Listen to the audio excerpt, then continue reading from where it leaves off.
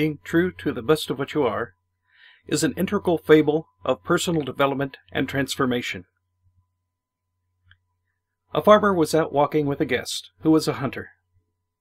A beautiful eagle soared gracefully above them, just keeping an eye on things below. Suddenly, without giving any word, the hunter raised his gun, sighted on the bird, and shot it dead. It flapped to the ground and landed with a sad whump. The hunter walked over to the bird and nudged it with his boot. Yep, it was very dead. The farmer didn't say anything. He didn't approve, but the hunter was his guest, and killing animals is what hunters do.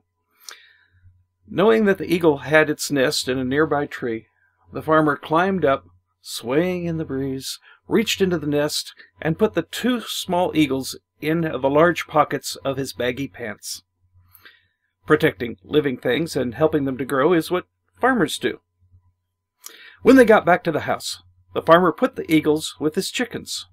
They learned to eat bugs and seeds, and they grew up strutting around the yard just like their chicken brothers. But one of the young eagles was not happy. "I'm different," she told her brother. "I just don't feel like I belong on the ground, walking around, pecking bugs and seeds." Her brother was quite content, however, and said, "Don't make trouble. The farmer is good to us chickens. He throws us enough corn that we don't starve. We get to hang out all day with our friends." The first eagle wasn't convinced. She pointed out, "I like to stretch my wings and feel the breeze. I can see clearly the trees on the far hill, and I wonder what is there."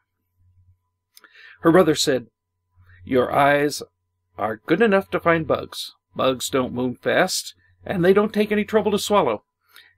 His sister replied, "My claws are long and curved.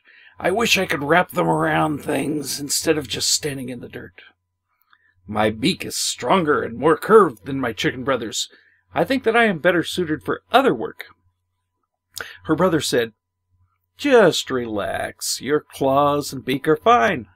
They scratch deeper and peck harder. Frankly, our lot in life stinks, but you and I are big and strong, so we can tell the other chickens what to do and push our way to the best feeding spots."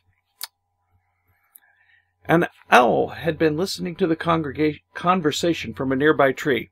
He spoke only to the eagle that was ready and said, "I can help you.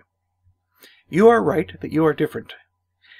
You are an eagle, and you are different from your chicken brothers.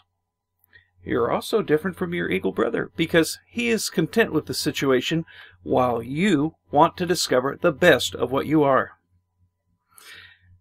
The eagle replied, "That sounds interesting, but won't it be frightening?" The owl laughed. "Of course!" Swooped down, grabbed her, and soared up into the air. Higher and higher the owl carried her. "You are eagle. Your wings are for soaring. Your keen eyes see the smallest thing in the distance. Your sharp claws and beak are for the hunt. This is what eagles do." And with that, the owl let go of the young eagle. Oh, yes, it was frightening. But the young eagle cut the air with her wings, and it propelled her forward. She shifted her tail and discovered control. She screamed an eagle scream, not in terror, but with the thrill of discovery and the triumph of being and doing. And below, all the field mice and rabbits and chickens and even her eagle brother scurried for cover.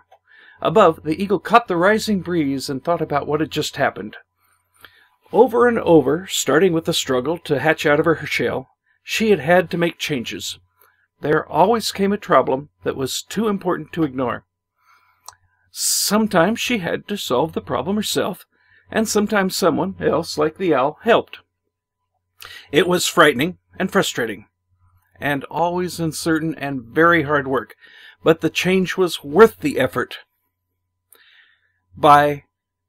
Each solved problem led to a new stage of life and a new understanding. She knew things now that she couldn't have guessed at before. She wondered about what change and growth might come next. But one thing was for certain. She was looking forward to it.